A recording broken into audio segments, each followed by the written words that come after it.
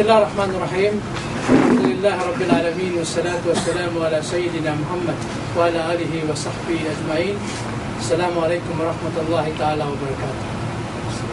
Sa ngalan ng Islam, sa ngalan ng Land of Promise Society, kami po ay nagpapasalamat sa inyong lahat at makakapanayan po natin sa oras na ito si Sheikh Muhammad Taha Ali. Siya tapos ng Bachelor's of Art and Education, major on Fundamental of Islamic Jurisprudence ng King Saud University. At tapos din siya ng Diploma on Teaching Arabic to Non-Native Speakers dito rin po sa King Saud University. Assalamualaikum Sheikh. Waalaikumsalam warahmatullahi wabarakatuh. Sheikh, naging kinaugalian po ng ating mga pinuno na kapag malapit na ang ika-15 ng buwan ng Shaaban, sila po ay naghahanda ng mga masasarap ng pagkain, at pag dumating na ang ika-15 ng Shaaban, iniimbitahan po nila ang kanilang mga kaibigan upang gumawa ng okasyon, malaking okasyon yun, na kung tawagin Nisfu Shaaban, kanduli. Kanduli. So, sa mga ganitong okasyon dito sa Islam, ano bang pananaw ng Islam tungkol sa bagay na yan? Pwede mo ba ipaliwanag sa akin? Bismillahirrahmanirrahim. Alhamdulillahi Rabbil Alamin. Wassalatu wassalamu ala Rasulillah wa ala alihi wa sahbihi ajma'in wa ba'd. Assalamu alaikum warahmatullahi wabarakatuh. Waalaikumsalam. Unang-una, ako po ay nagpapasalamat sa Allah at binigyan tayo ng magkakataong magkaroon ng panayam patungkol sa okusyong ito na kung saan ay napakarami mga Muslim na nasasadlak sa malaking kamalian na ito. At dahil nga naitanong ninyo ang tungkol sa pananaw ng Islam, kung ano ang hatol sa mga ganitong okasyon, ang pagdiriwang sa kalagitnaan ng buwan ng Shaaban. Sa Islam, walang pinagbasehan ito na maaari nating panghawakan o mapapanaligan na napatunayan sa Propeta Muhammad sallallahu alaihi wasallam. Ang mga ganitong okasyon ay nagsimula sa kapanahunan ng mga tabi'in. Yung mga tabi'in na sinasabi, sila yung mga tao na dumating pagkatapos ng kapanahunan ng sahaba. Kundi sa panahon ng Propeta Muhammad SAW, walang isa mga pahayag na ito ay napatunayan na ginawa ng Propeta. Maging ang mga napatubayang Khulafa o Rashidun, wala sa kasaysayan na maaari nating panghawakan bilang maaari nating pagbasihan sa pananampalatayang Islam. Tulad ng sinabi ko, ito ay nagsimula sa kapanahunan ng tabi'in. At simula noon, dito na kinuha ng mga sumusunod ng mga tao. Ang ibig mong sabihin, Sheikh, yung ginagawa ng ating mga ninuno sa atin dito sa Mindanao, ay doon nila ibinabase sa mga gawaing kanilang napatunayan na ginawa ng mga tabi'in. Of course, yung mga tabi'in, sila yung mga Muslim din. No.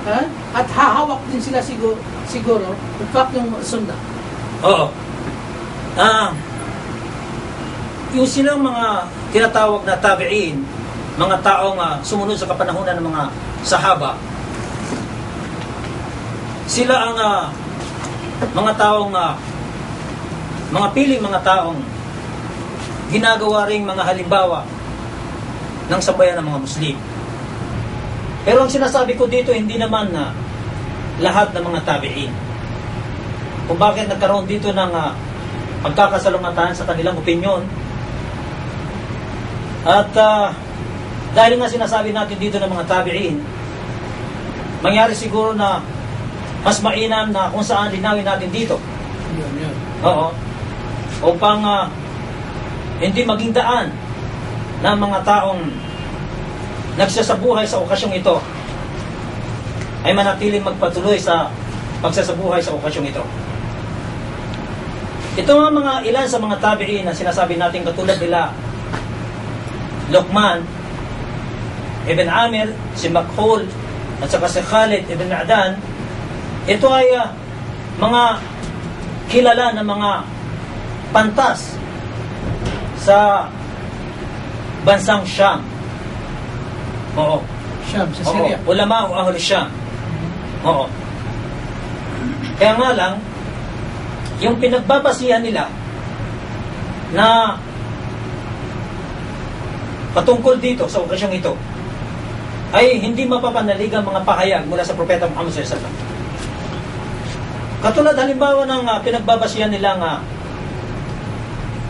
naiulat ni Ibn Habban sa hadith ni Ali na ang sabi ng propeta daw, "Idha kanat laylatun nisf min Sha'ban, faqumu laylaha wa sumu naharaha." Ito ang pinagbabasihan nila na sinabi daw ng propeta Muhammad SAW, kapag sumapit ang kalagitnaan ng buwan ng Sha'ban, itaguyod ang gabi nito sa pamamagitan ng pagdarasal o anumang uri ng mga pagpapalapit sa Allah at pag-aayunan ng araw nito. Sa makatwitse, yung mga ninuno natin sa Mindanao, dito nila ay binabasi sa kay Luqman bin Makhul na nabanggit mo at si Khalid bin Ma'dan. Sila ay napatunayang kasama doon sa mga tabi'in. Batay sa hadis na ito. Batay sa hadis na ito. Oo. So paano nagiging bid'ah kung sakaling mayroon silang hadis na binabasihan? Paano nangyari yun?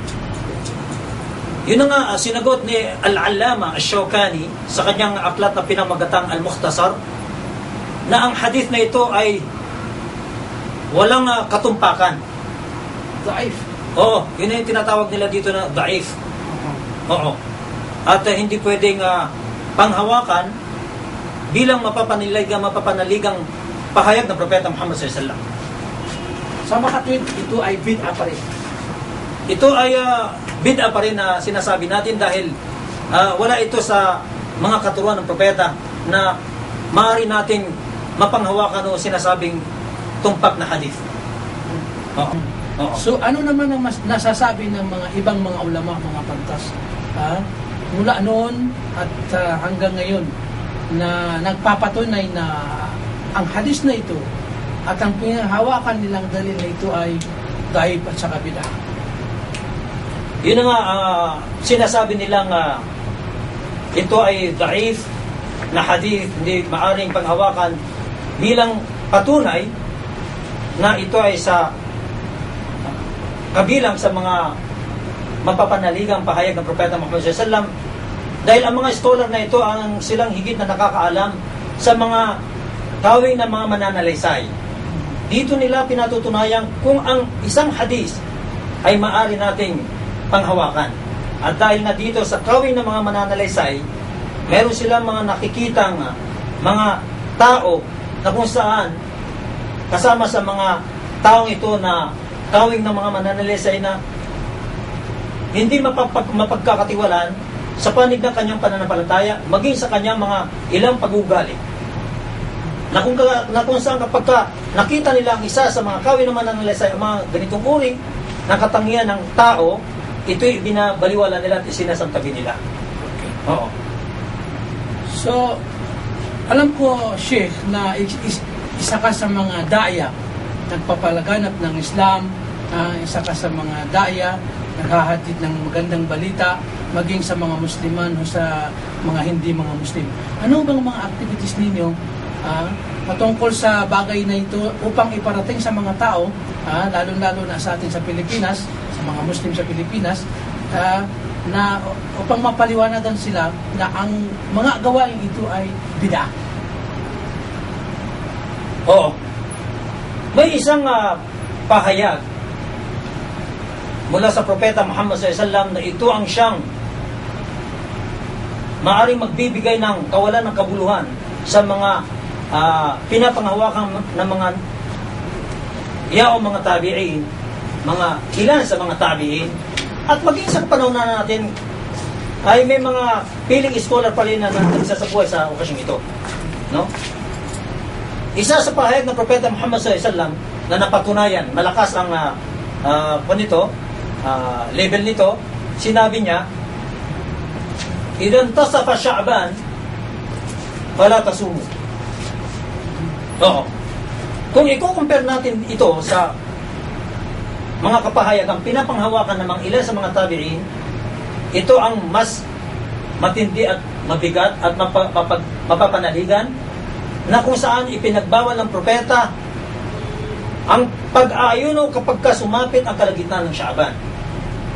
Oo. Na kung saan ang sinasabi dito, yung mga taong saka pa lang sila mag-aayuno ay sa kalagitnaan ng Sha'ban.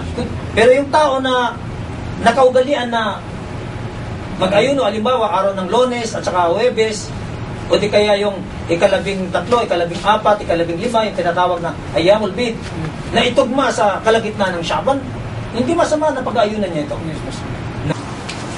Sa Islam, ang hinihingan ng katibayan, yung nag-aangkin, yung nagtatatag ng katuruan.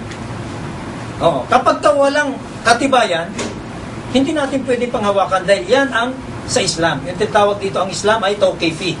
Kung walang tunay na patunay sa Quran, hindi kaya sa mapapanaligang hadis ng propeta, hindi natin dapat isabuhay ang mga ganitong katuruan.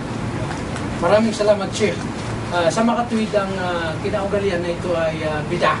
Bid'ah, no. Hindi natin maaaring panghawakan o kaya ay tigilan na. Ha? Oo. Tigilan na ang mga kinaugalian ito na suway sa batas ng ating relihiyon Islam. Lalo-lalo na sa ating sarili. No. So maraming salamat, Sheikh. Ano bang huling masabi mo tungkol sa bagay mo? Ang huling masasabi ko at bilang aral sa mga kapatid na nakikinig, tuloy na natin itakwil ang mga ganitong okasyon. Oo. May mga okasyon na ipinalit dito ng ating pananampalatayang Islam kung saan ito yung mga napatunayan sa propeta sa ng kanyang mga kasamaan, ang mga sahaba. Yun ang labis-labis na isabuhay natin. Oo. Nagbigay ang propeta Muhammad sallallahu alaihi wasallam ng bilang kapalit katulad ng Eidul Fitr, Eidul Adha, o ano pa man mga pagdiriwang na naayon sa katuruan ng propeta. So maraming salamat, Sheikh. Jazakumullah khair.